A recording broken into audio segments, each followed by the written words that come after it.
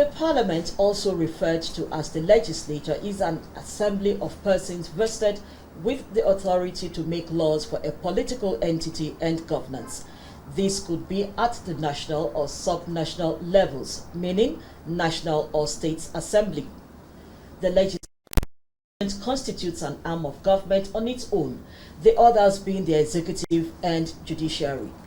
The parliament has three main functions, namely lawmaking, oversight, and representation. In addition, the legislature observes and steers the government into action by way of resolutions emanating from motions and bills. Members of the legislature are called legislators, and at the Global Palace, they are called members of parliament.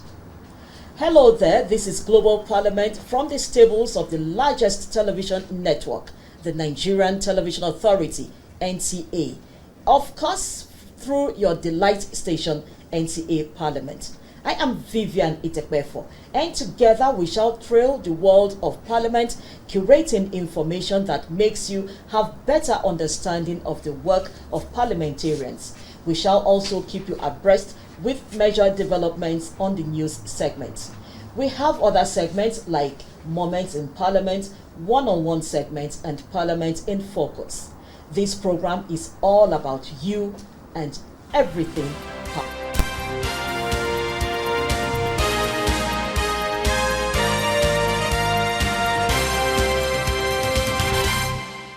We begin with the news highlights of parliamentary activities around the globe, and Ene Ojonuga is our guide. The ECOWAS Parliament and the East African Legislative Assembly, ELA, have announced their resolve to collaborate on legislative action that would promote integration in Africa through the free movement of people for the growth of businesses, trade and investments on the continent. The Speaker of the ECOWAS Parliament, Sidi Mohamed Tunis, and his counterpart from the East African Legislative Assembly, Takirutimana Joseph, made this known after a meeting in Abuja, Nigeria. We have had a very short but very, very important discussions bordering on the two institutions as to how we can work together, we collaborate in the interest of the people of the two regions. ELA, as you know, has been in existence just like us in ECOWAS. They are the legislative wing of the EAC, the same for us here, being the legislative wing for the ECOWAS community. For the first time, these two regions, we have agreed as parliaments to work together to make sure that we bring them together. In our opinion, if these two regions, indeed, especially through the parliaments, can work together, we will be bringing Africa together. ELA also sought the support of the ECOWAS Parliament for Tulia Ackson, the Speaker of the National Assembly of Tanzania, who is vying for the presidency of the Interparliamentary Union, IPU. IPU, Interparliamentary Union, has been there for more than 100 years. But it will be the first time to have an African to lead it. And now the kind that we have, Dr. Tulia, the Speaker of Tanzanian Assembly, has been endorsed by African Union, SADC, and now he came to ECOWAS. And thank you, Speaker, because he said that he will support us, ECOWAS will support us, and he will have this. And she's a woman. She's a woman. The meeting we have will be, the venue is Angola in October, and for the first time we hope that we have all of these African state countries to vote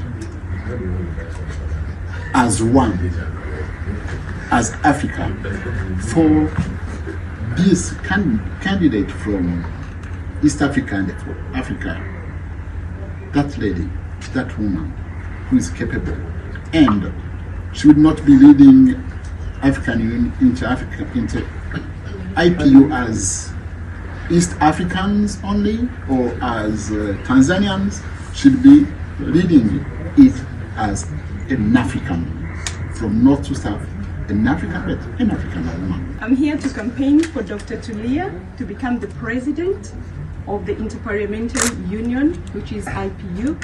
I have known Dr. Tulia Aksot for quite a number of years. She is a very committed person. She is a remarkable lawyer. She is a distinct lecturer and academician. So I'm sure she'll be able to do this job very well. Also, as we know that women have been marginalized, women, not only in Africa, but around the world. And not only women, but in particular the young women who are the majority. People will be looking at Tulia and wishing to become like her. Tulia would be the role model for them. Thank you. The National Assembly of the Gambia has reaffirmed its commitment to fostering gender equality while supporting efforts that are geared towards uplifting the status of women. The clerk of the Gambia's parliament made this known in a message to the Women Journalists Association of the Gambia, WOJAG, in Banjul. The clerk, who was represented by the deputy clerk, legal and procedural matters, Khalifa Mbaye, enumerated the unquantifiable values women bring to the development of the society. And we are more than happy.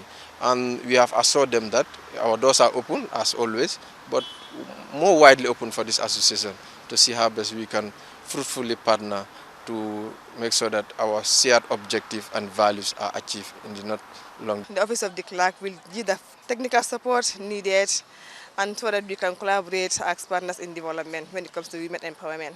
The Women Journalists Association of the Gambia is advocating legislative reforms that would empower women to actively participate in politics and governance. And opportunities and supporting women efforts in the media, and of course to explore possible partnerships and collaboration in the fight and protection of women in the media, and of course in sexual harassment, and also ensuring that there is a fair gender gap in the media. The president of the Pan-African Parliament, Fortune Charumbira, has expressed delight at the ratification of the Malabo Protocol by the Central African Republic. The president of the Continental Parliamentary Body welcomed the development, indicating that more countries are rallying behind the drive to revive, renew, reposition, and reinvigorate Africa's parliament.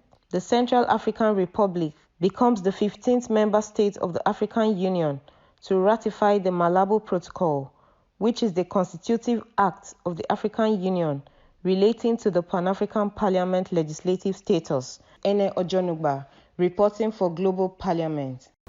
Thank you, Ene. But before we take the next segment, let's take a short quiz. How many parliaments are there in the world? Let me help you out. According to the Interparliamentary Union, the IPU, there are 190 national parliaments in the world. 78 of these parliaments are bicameral, while 112 are unicameral. What is the difference between a bicameral and unicameral parliament? That is a topic for another day.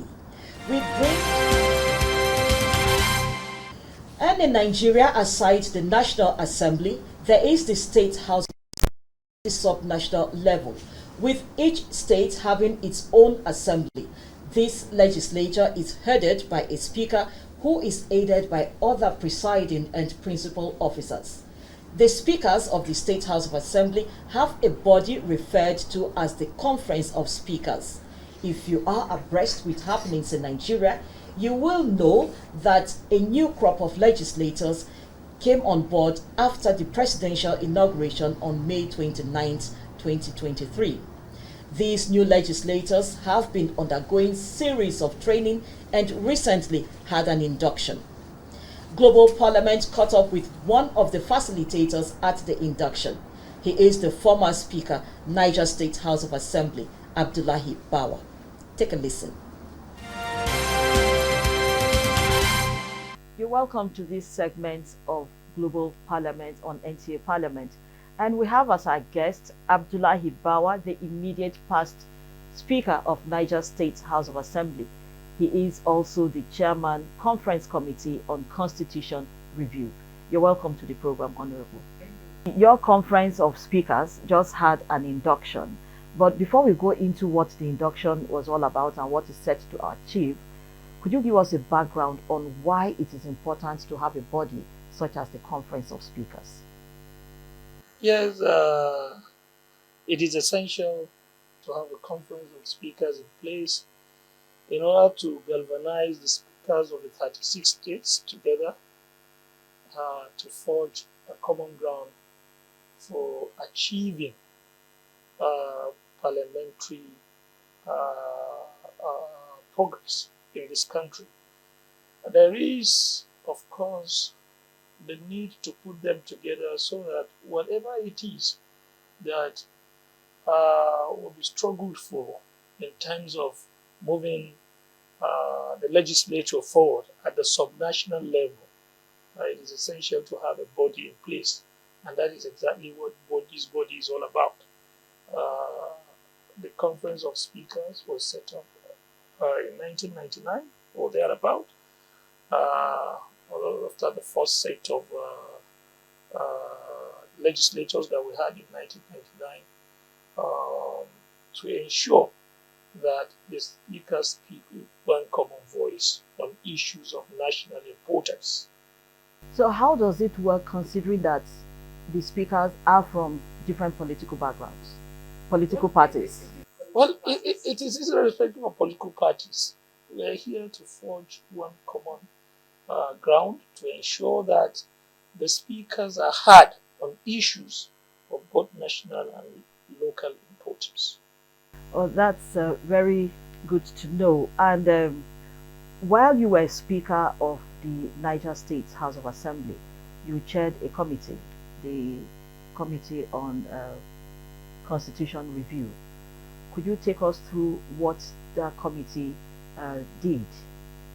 Well, the Conference of Speakers, especially of the 9th legislature, now we have the 10th. Through that, achieved a lot, because essentially one of the issues that we've been angling for under the conference is the autonomy of the legislature, especially at the state level, subnational level. And you will recall that this is an issue that has been on for quite some time.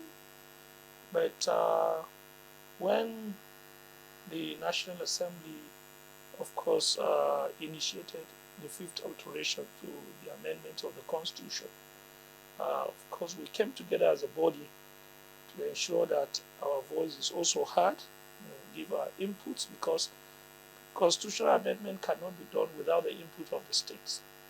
And one of the issues we ensured that the Conference of Speakers really stands for, and was of course incorporated in the 5th Amendment, has to do with the autonomy of the legislature. Under the previous arrangement, we've had a situation where, of course, under the 4th alteration, the autonomy was given, but the implementation became quite difficult. And you know that the state executives have not been quite disposed towards the autonomy of the legislative arm. And you know, this is a problem we have. We are not seeing things differently. The presidential democracy cannot succeed without the legislature having some measure of autonomy to perform its functions optimally. And I think that what we did under the 9th Assembly is one thing that has become very important to ensure that the implementation model was included in the Constitution. And I chaired the committee that looked at the issues generally, not only the issue of autonomy of the legislature, but the entire constitutional amendment, so that the states could be galvanized together to ensure that we give our necessary input. And like I said, there is no way you can have constitutional amendment without the input of the state.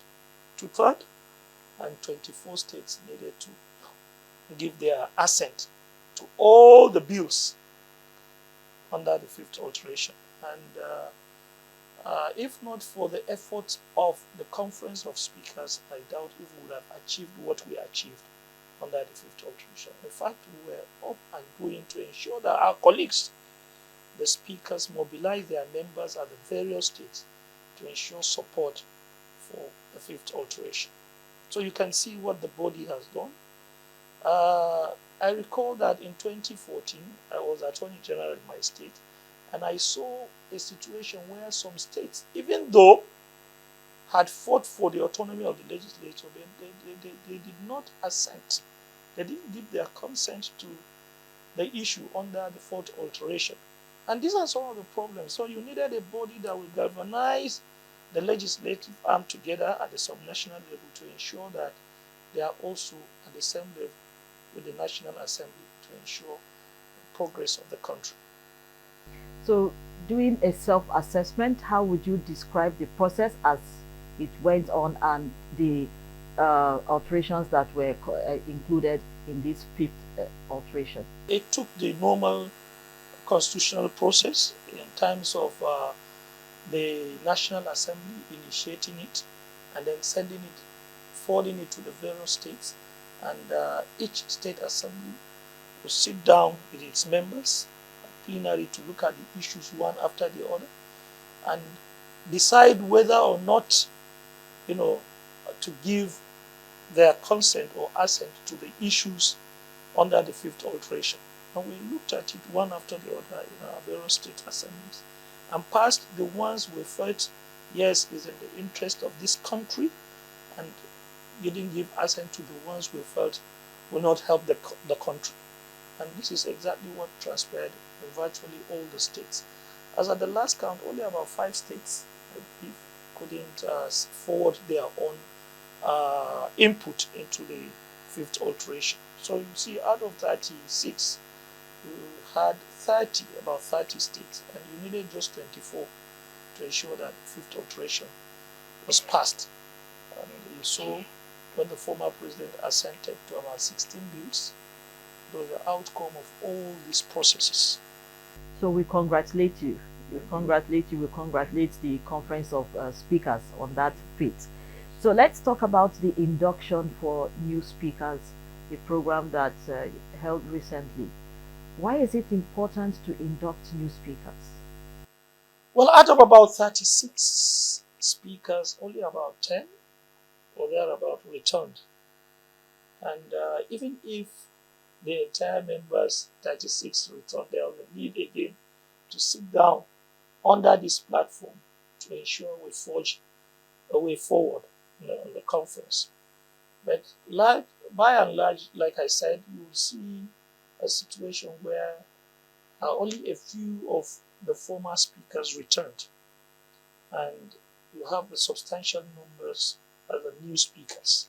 So you needed, of course, to put them on the same level and ensure that, one, you educate them properly about what the conference is all about so that they can also key in, and then give them a background to what has happened since the formation of the conference to where we are today, so that, like I said, you put them on the same level with the others and then forge the way forward. What is next, what has been done, what has not been done. Like, one of the issues we considered is, yes, after the fifth alteration, some states are still having difficulty in terms of implementation. I gave them an instance of what is happening in my state. Now, autonomy is in 2 dimensions. There is administrative autonomy, there is financial autonomy. And you needed the 2 to ensure that the legislature stands on its feet and performs its role effectively. And we said, for instance, you see states where, even though there is administrative autonomy, the executive is still inclined towards, pushing the issues to the office of the head of service when you're supposed to have the clerk as the head of the legislature. And that is wrong. You also have a situation where management staffs of the commission in the various state assemblies are still answerable to the head of service. This is also wrong. An independent arm of government under the legislative arm should stand on its own, and be able to manage its staff and manage its processes and manage its finances. During the induction, there were different thematic areas. Exactly. Emotional intelligence, Exactly. executive... leadership training. That is leadership training. Emotional intelligence is transformational leadership, is to put the speakers on a sound footing to be able to provide leadership for the various legislative bodies in the state. But one would think that having come into the legislature by way of being elected by their people, Yes. It means the people have seen some kind of leadership qualities in them. So why bring them to transformational leadership? Well, you are elected as a member, not elected as a speaker. So it is when you get to the house, now you will now be elected as a speaker. So you need additional training to put you on that pedestal to be able to provide leadership for the state assembly. Okay, so what other thematic areas were the focus of the induction? Well, we also looked at executive-legislative relationship, which is very key. I think under presidential democracy, you have a situation whereby each of the arm of government is supposed to be independent. But again, presidential system contemplates a situation where each will strengthen the other and then to be able to relate harmoniously for the benefit of the citizens. And that's exactly the way it should be. So we needed to put the speakers on the understanding that it is not all about fighting with the executive. It is not all about creating discord. It is all about harmonious coexistence between the legislative arm and the executive arm for the benefit of the people of the state. So the relationship, in as much as, yes, there are separate arms of government, ought to be harmonious, mutual, for the benefit of the people of the state. So let's still talk about speakers. What does it take to be a speaker? Let's draw from your experience. What made you succeed? Well, now I understand, because for you to be a speaker is just for you to be a member. Once you're elected a member, depending on how the state zones its position, depending on the factors that determine where the speaker of the state should come from, any of the members could be elected a speaker. But again, that office to me requires a lot. I would prefer in a way to be in the executive arm, maybe because I've been there severally, than to head the legislative arm as it is, because it's here you are dealing with a lot of members, depending on the numbers. In Niger State, you have 27 members. In some states, you have as much as 40. But that is an office that is quite difficult to govern, given the fact that 25 or 26 people with different backgrounds, different habits, you need to manage them. You need to manage them and manage also the relationship with the executive. If you are in the executive arm, all you need to manage the general properties. You're working under somebody, but here you are the leader. And all the leadership qualities that is required, you need to be as much as possible, display a lot of humility, a lot of patience. Above all, you need to act as a leader all the time, to be able to bring in the members, carry them along, so that they understand you, where you're going to, what you want to achieve as a house. So as we draw down on this segment of the program, your word for those who are aspiring to leadership positions? Leadership in this country, to me, means a lot. But it's simple if we want to put it. Sacrifice should be the basis of leadership. Service should be the basis of leadership. That you want to render service, you want to sacrifice for the people. I can see that in this country, these are the basic problems that we're having. Problems of people aspiring to leadership position. Most cases, and of recent, not necessarily for the benefit of the people they want to lead. So, like I said, we must be able to provide service to the people, to sacrifice for people as much as possible, to display the highest sense of humility and leadership in the form of galvanizing the people to know what you are doing, accountability, transparency, and all that you have, so that people will actually look at you as a leader and be able to follow in the direction that you're leading. Thank you so much, sir, for coming on the program Global Parliament. We have been speaking with Honorable Abdullahi Bawa, former Speaker, Niger State House of Assembly, and former Chairman, Conference Committee on Constitution Review, the 5th alteration. And the program Global Parliament continues. Well, it is on that note that we adjourn this session of Global Parliament. Remember to engage with us on the social media handles on your screen. Till we come your way again next week, I am Vivian Idebefo. Many thanks for watching.